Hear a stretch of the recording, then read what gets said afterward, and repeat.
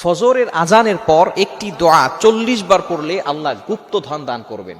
আল্লাহ তাআলা আপনাকে এমন সম্পদ দিবেন আপনি কল্পনাও করতে পারবেন না।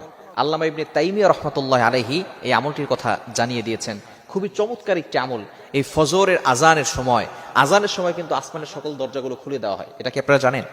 আজানের সময় সকল আসমানের দরজাগুলো খুলে দেওয়া হয় এবং আজানের পরে ইকামতের আগে এই মধ্যবর্তী সময় কিন্তু আল্লাহ তাআলা বান্দার দোয়াগুলো কবুল করে নেন। আর দোয়া লা ইউরাদ্দু বাইনাল আযানি ওয়াল ইকামা, আযান এবং ইকামতের মাঝখানে যেই দোয়া করা হয় সেই দোয়া আল্লাহ তাআলা কখনো ফিরিয়ে দেন না।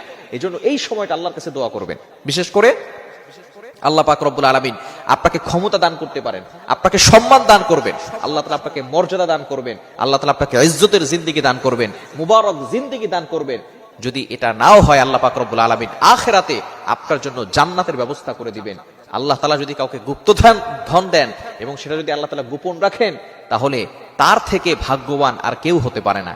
সুতরাং এই আমলটি আপনি অবশ্যই করার চেষ্টা করবেন। অল্প কয়েকদিনের ভিতরে ভালো একটা ফলাফল আসবে। যদি আপনি ফজরের সময় আজানের পরে 2 রাকাত সুন্নত পড়বেন, ফরজের আগে এই আমলটি করার চেষ্টা করবেন। কারণ আজানের পরে কিন্তু আমরা সুন্নত পড়ে ফেলি, তাই না? আজানের ফজরের নামাজ হচ্ছে কয় রাকাত? 4 রাকাত। 2 রাকাত সুন্নত, 2 রাকাত ফরজ। সুন্নতের পরে এবং ফরজের আগে মধ্যবর্তী সময় আপনি এই দোয়াটা 40 বার পড়বেন। দোয়াটি হচ্ছে ইয়া হাইয়ু ইয়া কাইয়ুম লা ইলাহা ইল্লা আনতা বিরহমাতিকা আস্তাগীথ। এই দোয়াটা আমরা অনেকে জানি না। ইয়া হাইয়ু ইয়া কাইয়ুম, আল্লাহ তাআলার 2টি গুণবাচক নাম। এই 2টি গুণবাচক নামই আল্লাহ তাআলার ইসমে আজম।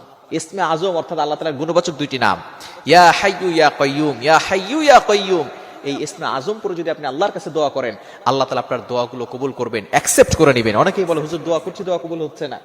তবে অবশ্যই আপনাকে হালাল খেতে হবে, হারাম খাওয়া যাবে না। আল্লাহর ইবাদত করতে হবে, নামাজ পড়তে হবে। আপনি নামাজ পড়বেন না, হালাল খাবেন না, হারাম খাবেন, আর দোয়া করবেন আর বলবেন হুজুর দোয়া তো কবুল হচ্ছে না। এরকম দোয়া কিয়ামত পর্যন্ত করলেও কবুল হবে না। এজন্য অবশ্যই আল্লাহর ইবাদত করতে হবে এবং হালাল খেতে হবে, গুনাহ ছাড়তে হবে। এরপরে আপনি আমল করলে অবশ্যই আল্লাহর পক্ষ থেকে ভালো ফলাফল আসবে। এজন্য ফজরের আজানের পরে আমলটি করবেন। 2 রাকাত সুন্নতের পরে ফরজের আগে আপনি এই দোয়াটা 40 বার পড়বেন। ইয়া হাইয়ু ইয়া কাইয়ুম লা ইলাহা ইল্লা আনতা বিরহমাতিকা আস্তাগীথ। আপনি আল্লাহ তাআলাকে প্রথম 2টা গুণবাচক নাম নিয়ে ডাকলেন, ইয়া হাইয়ু ইয়া কাইয়ুম, হে হাইয়ু হে কাইয়ুম, অর্থাৎ তিনি চিরঞ্জীব, তিনি চিরস্থায়ী। আল্লাহ তাআলা হতে হলে যদি কেউ রব হতে চায় তাহলে তার কিছু কোয়ালিটি লাগে।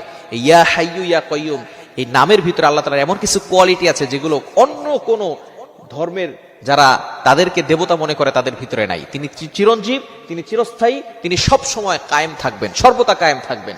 এজন্যই আল্লাহ পাক রব্বুল আলামিন হচ্ছেন আমাদের সৃষ্টিকর্তা। ইয়া হাইয়ু ইয়া কাইয়ুম এটা আল্লাহ তাআলার ইসমে আজম নাম। এরপর আপনি বলছেন বিরহমাতিকা